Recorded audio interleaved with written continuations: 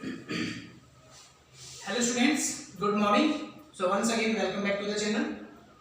So today we are doing our third chapter electrochemistry from 12th class and this is our lecture number 3rd. Okay जो बच्चे पहले से जुड़े हुए उन्हें पता हमने लेक्चर सेकंड में क्या किया था कि अभी तक हम लोगों ने क्या डिस्कस किया है कि what is electrode potential and how to calculate the electrode potential of a single electrode. Okay तो देखिए हमने यहाँ पे एक डायग्राम बना हुआ है कि हम एक सिंगल इलेक्ट्रोड का पोटेंशियल कैसे चेक कर सकते हैं कि with the help of SHE because its own potential is 0। Yes, तो SHE का खुद का पोटेंशियल 0 होता है, तो हम जिस भी इलेक्ट्रोड का पोटेंशियल निकालना है उसको हमने SHE के साथ कनेक्ट किया तो वोल्टमीटर हमें रीडिंग देगा, दैट मींस और वो रीडिंग हमारी उसकी पोटेंशियल निकल आएगा। हमने लास्ट लेक्चर में सारा कुछ डिस्कस किया था कि जो इलेक्ट्रोड SHE से ज्यादा रिएक्टिव होगी वो जो पोटेंशियल आएगा उसका वो पोटेंशियल बोला जाएगा ऑक्सीडेशन पोटेंशियल। ओके, और जो इलेक्ट्रोड लेस रिएक्टिव होगी उसका जो पोटेंशियल आएगा उसका पोटेंशियल बोला जाएगा रिडक्शन पोटेंशियल। अंडरस्टैंड? तो यहां तक हम लोगों ने डिस्कस किया था और इस तरीके से हमने बहुत सारी इलेक्ट्रोड्स का पोटेंशियल फाइंड आउट किया। We have calculated so many that electrode potential of so many electrodes, ठीक है, and after calculating the electrode potential we did a series that is electrochemical series. ठीक है, तो ऐसे बहुत सारे इलेक्ट्रोड का पोटेंशियल निकाला, जैसे कि जिंक का निकाला, कॉपर का निकाल लिया, आयरन का निकाला, लिथियम का निकाला, इस तरीके से बहुत सारे इलेक्ट्रोड का पोटेंशियल फाइंड आउट किया। ओके, और वो पोटेंशियल को यहाँ हम उसको एक सेटअप करके एक सीरीज में तैयार कर दिया, दैट इज इलेक्ट्रोकेमिकल सीरीज। अब सपोज जस्ट अजम्पशन, जैसे कि माना हमने जिंक का पोटेंशियल का हमारा तो होगा 3.4 वोल्ट। अंडरस्टैंड? एक अजम्पशन लेकर चल रहे हैं कि कॉपर का जो पोटेंशियल है हमारा दैट इज 1.5 वोल्ट। आयरन का जो पोटेंशियल है मैं एक बार देख लेते हैं, आयरन का जो पोटेंशियल है हमारा दैट इज 0.44 वोल्ट। ओके, और लिथियम का पोटेंशियल है हमारे पास 3.05 वोल्ट। ठीक है, और जिंक का पोटेंशियल कितना है हमारा दैट इज 76 वोल्ट। जिंक का पोटेंशियल हमारा है 0.76 वोल्ट। तो इस तरीके से ये पोटेंशियल हमने SHE की हेल्प से फाइंड आउट की और इसको एक सीरीज बना के रख दिया, that is electrochemical series. Okay, but electrochemical series में क्या किया गया है कि electrochemical series is based totally on the reduction. तो जो इलेक्ट्रोकेमिकल सीरीज है वो हमारी टोटली किस बेस पे बनाई गई है? Only on the reduction potential. So जिस इलेक्ट्रोड का पोटेंशियल ऑक्सीडेशन में आया था, मींस जो इलेक्ट्रोड हाइड्रोजन से ज्यादा रिएक्टिव थी, ऑब्वियसली वो ऑक्सीडेशन पोटेंशियल है। अब जैसे जिंक है उसका ऑक्सीडेशन पोटेंशियल है, यस, आयरन है ऑक्सीडेशन पोटेंशियल है ना, लिथियम है oxidation potential because lithium is also more reactive than hydrogen, copper is less reactive than hydrogen, तो इसका जो potential that is reduction potential. Understand? तो इस तरीके से क्या किया हमने, बहुत सारे इलेक्ट्रोड का पोटेंशियल फाइंड आउट किया और उसको एक सीरीज में रख दिया, but that series is based on the totally reduction potential. तो उस चीज का सॉल्यूशन निकालने के लिए क्या किया कि जो इलेक्ट्रोड का पोटेंशियल ऑक्सीडेशन में था वो वैल्यू चेंज करके रख दिया, वैल्यू मीन साइन चेंज करके रख दिया। जैसे हम लोगों ने रखा लिथियम, तो लिथियम का पोटेंशियल रख दिया -3.05। ठीक है, अगर हमने रखना है किसका, जिंक, Zn, तो Zn का पोटेंशियल कितना रखा, -0.76। ओके, तो इस तरीके से ऑक्सीडेशन वाले पोटेंशियल का साइन चेंज करके रख दिया। अब जैसे आप सपोज हमें रखना आयरन, दैट इज -0.44 वोल्ट। हमें रखना कॉपर का, तो कॉपर को हम एज इट रखेंगे क्योंकि कॉपर का तो ऑलरेडी रिडक्शन हुआ पहले ही। तो ये जो वैल्यू रखी गई है सारी की सारी रिडक्शन पोटेंशियल की वैल्यू रखी गई है। So electrochemical series is based totally on the reduction। तो इसलिए हम अब किसी भी न्यूमेरिकल में जब हम ये वैल्यू यूज करेंगे तो हमें इलेक्ट्रोकेमिकल सीरीज का ही यूज करना है, यहीं से हम सारी वैल्यूज उठाएंगे और आगे न्यूमेरिकल में पुट करेंगे। अंडरस्टैंड? यहां तक समझ में आया कि what is electrochemical series? Electrochemical series is a arrangement और is a series in which the reduction potential of all the elements is placed. इस सभी एलिमेंट का रिडक्शन पोटेंशियल जिसमें रखा गया है, so that is electrochemical series. Now based on the electrochemical series of one is the electrode potential. और standard electrode हमने बात की electrode potential. Standard electrode potential means when standard was condition, when conditions were standard, that means 298 Kelvin temperature, 1 atmospheric pressure and 1 molar concentration.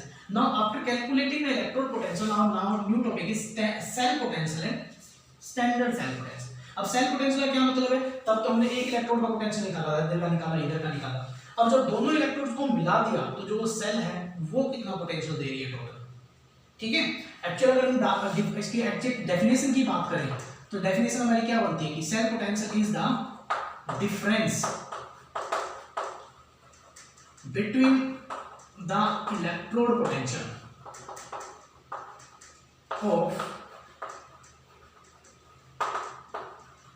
To half sales.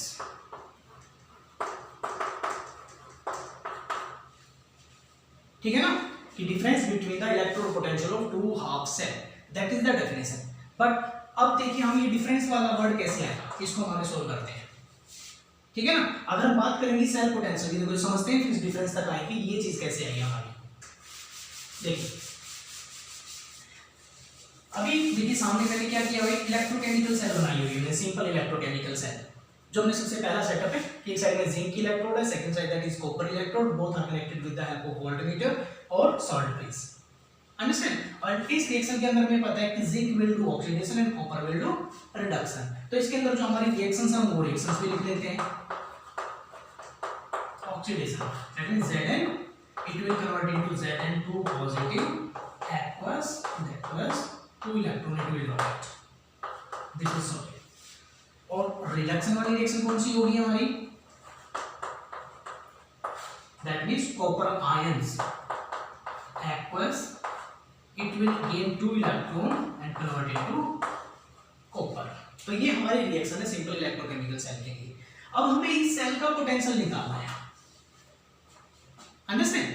अब suppose with the help of SHG हमने इनका अलग अलग potential निकाला। अभी जैसे हमने पीछे एग्जांपल लिया था, हमें पता चला कि जो जिंक का पोटेंशियल वो कितना है 0.76 वोल्ट, यस, जो SHG की हेल्प से निकाला था। और हमने कॉपर के इलेक्ट्रोड पोटेंशियल कैसे पता चला, कितना पता चला था हमें, दैट वाज 1.5 वोल्ट। ओके, हमने एग्जांपल ले लिया जो हमने SHG की हेल्प से कैलकुलेट कर चुके हैं। SHG की हेल्प से हमने ये कैलकुलेट किया। तो इसका मतलब जब हमने सेकंड लेक्चर में एग्जांपल भी लिया था कि एक वेट है, कोई भी ऑब्जेक्ट है जिसका वेट 50 kg है और दो बच्चों ने उठाने के लिए बोला, तो दोनों बच्चों ने अपना अपना तो जोर लगाया ना, उसने भी उधर से मेहनत की, इधर से भी मेहनत की, तो दोनों बच्चों ने मिलकर 50 kg वेट उठाया है। इसका मतलब जब ये दोनों इलेक्ट्रोड्स मिलकर काम करेगी तभी तो पूरी सेल चलेगी। अगर मैं यहाँ से कनेक्शन को कट कर दूंगा तो सेल काम करना ही छोड़ देगी। इसका मतलब जो इलेक्ट्रोड पोटेंशियल है हमारा वो दोनों को ऐड करने से ही आएगा, यस। तो इसके लिए अगर हम बात करें, अगर मैं बात करूं कि सेल पोटेंशियल को हम कैसे लिख सकते हैं एक तरह से जनरल वे में, सेल पोटेंशियल कैसे लिख सकते हैं कि इलेक्ट्रोड पोटेंशियल ऑफ इलेक्ट्रोड, चलो मैं इसको रब कर देता हूं, ये तो समझ में आ गया कि इन दोनों को जोड़ के हमें सेल का पोटेंशियल बताना है, अंडरस्टैंड। इसको अभी रब कर देते हैं फिर आगे समझते हैं। देखिए हम कैसे सेल पोटेंशियल को मैं कैसे लिख सकता हूं, electrode potential of zinc plus electrode potential of copper, ऐसे तो लिख सकते हैं, यस और नो, ओके। अब इलेक्ट्रोड पोटेंशियल ये हमारी इक्वेशन बन गई, बट अब इलेक्ट्रोड पोटेंशियल हम कहां से निकालेंगे, SHG की हेल्प से निकाला हुआ जो पहले हमारी इलेक्ट्रोकेमिकल सीरीज है। बट हमें पता है जो जिंक है वो क्या करती है, ऑक्सीडेशन करती है, तो यहाँ पे लिख सकते हैं ऑक्सीडेशन पोटेंशियल ऑफ जिंक, ठीक है, plus reduction potential of copper, potential of copper. यहां तक समझ में आ गया, क्योंकि जिंक ऑक्सीडेशन करती है और कॉपर का रिडक्शन होता है, अंडरस्टैंड। तो जब हम ये जो वैल्यू हमने कैलकुलेट की थी, ये वैल्यू हम इलेक्ट्रोकेमिकल सीरीज में चेक करेंगे तो वहां पर हमें ये वैल्यू कहां किस में मिलेगी, माइनस में मिलेगी। इसका मतलब इसके आगे अगर मैं माइनस लगा दूं ऑक्सीडेशन पोटेंशियल, ऑफ जिंक, ठीक है। तो वैल्यू साइन चेंज हो गया ना, तो ये वैल्यू रिडक्शन की हो गई, plus reduction potential of copper. इसको हमें कुछ करने की जरूरत ही नहीं, क्योंकि तो ऑलरेडी रिडक्शन में है। हमने क्या किया, ऑक्सीडेशन वाली वैल्यू को चेंज कर दिया, माइनस ले आए, जो वैल्यू प्लस में आई थी उसको माइनस में रख दिया। और मैथमेटिकल टर्म में क्या करते हैं, हम हमेशा माइनस वाली वैल्यू को पीछे लिख सकते हैं ना, तो हम इसको कैसे लिख सकते हैं, इस वैल्यू को आगे ले आता हूं, रिडक्शन पोटेंशियल ऑफ कॉपर, ठीक है, माइनस ऑक्सीडेशन पोटेंशियल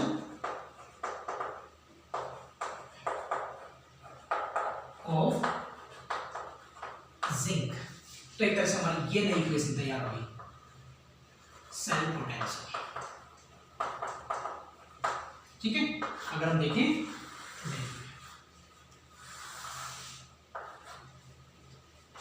अंडरस्टैंड। और जब हमने बात की, हम इलेक्ट्रोकेमिकल सीरीज देखी, वो electrochemical cell, simple electrochemical cell देखी थी हमने।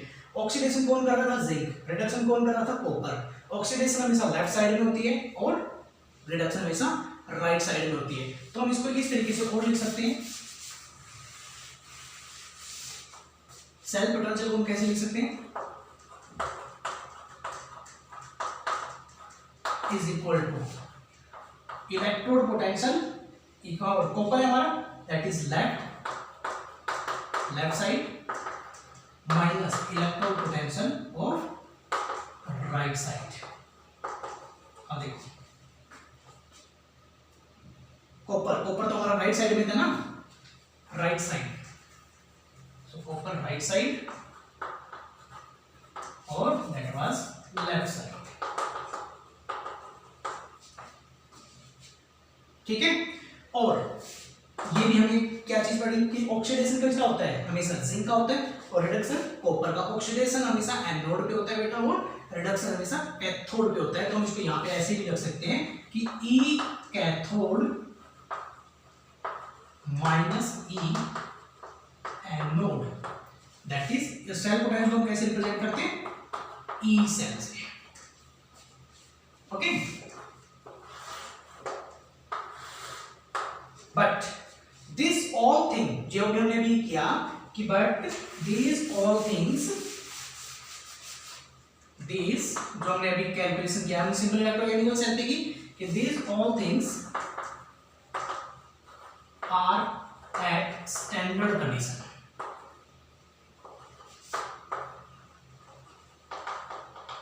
ये जो सारी चीजें हमारी स्टैंडर्ड कंडीशंस पे हैं। स्टैंडर्ड कंडीशन मींस कंसंट्रेशन कितनी है हमारी, दैट इज 1 मोलर, टेम्परेचर कितना था 298 केल्विन, या फिर हम बोल सकते हैं 25 डिग्री सेल्सियस, ओके। और प्रेशर कितना रखते हैं हम, दैट इज 1 एटमॉस्फेरिक प्रेशर। तो इसको हमने ये जो चीजें थी हमारी स्टैंडर्ड कंडीशंस पे थी, इसलिए इसको हमने स्टैंडर्ड की फॉर्म में रिप्रेजेंट कर दिया। और स्टैंडर्ड की फॉर्म में रिप्रेजेंट करने के लिए क्या किया हम लोगों ने कि that is E naught cell, that is standard cell potential is equal to E naught cathode minus E naught anode. तो फाइनल इक्वेशन इज दिस,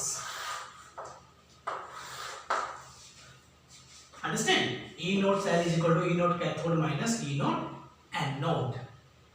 इस बेटा समझ में आया यहाँ तक, ये माइनस का साइन क्यों आया, माइनस का साइन क्यों आया, क्योंकि हमने क्या किया, ऑक्सीडेशन वाली वैल्यू को आगे माइनस लगा के रिडक्शन में कन्वर्ट कर दिया, और मैथमेटिकल टर्म में हम माइनस वैल्यू को पीछे ही लिखते हैं। अब यहाँ से अगर हम डेफिनेशन बनाए तो क्या होगा हमारे पास, स्टैंडर्ड सेल पोटेंशियल, कि the cell potential is the difference between the electrode potential of two electrodes.